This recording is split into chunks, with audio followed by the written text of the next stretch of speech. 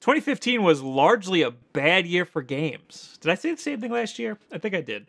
But can you blame me? 2013 was an amazing year for games. BioShock Infinite, The Last of Us, Grand Theft Auto 5, A Link Between Worlds, Mario 3D World, all super great stuff with new innovative ideas. Since then, we've been getting stuff that's just meh.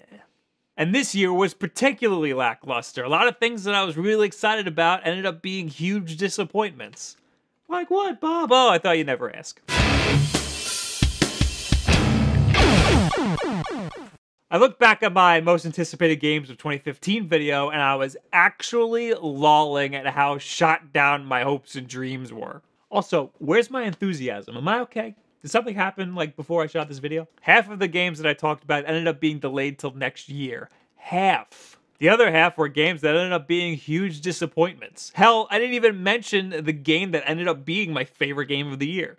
Let's start from the beginning. I was really stoked for the Order 1886 because the E3 demo was cool as hell. It had a unique setting and it looked gorgeous. It looked like the first true next-gen game. I was not expecting it to be stiff and linear.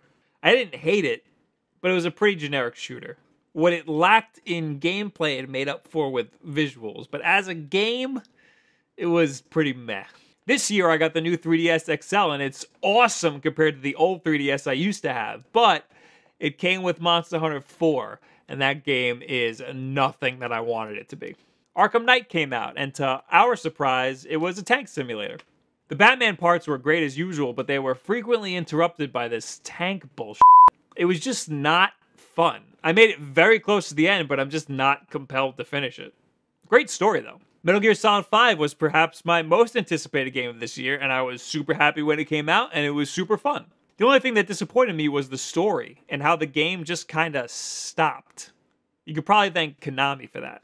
They probably cut funding a little too early in development. The whole third act was cut from the game. But to be fair, the story wasn't as intriguing as it could have been, even in Act 1. I had fun with this game while it lasted, but it wasn't anything life-changing like I thought it would be. Star Wars Battlefront was also one of my most anticipated games, but I knew this would be something that I would get bored of easily. Multiplayer-only games end up being a competition for your time, and there's just not enough in this game to retain my attention.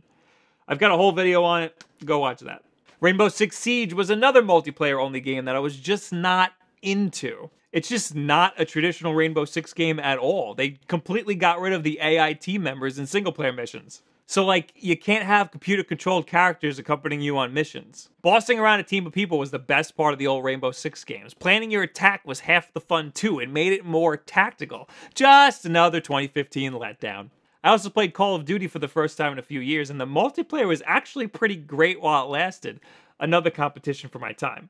But the single player was just abysmal. I expect so much more from such a big franchise. Two games I didn't get to play, Halo 5 Guardians and Fallout 4. Those were hugely anticipated by many, but they came out and people were like, yeah, they're pretty good.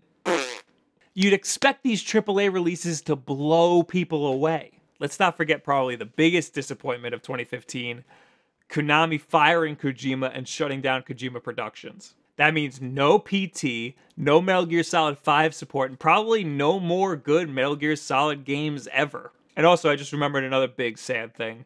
The passing of Satoru Iwata. That was a huge letdown.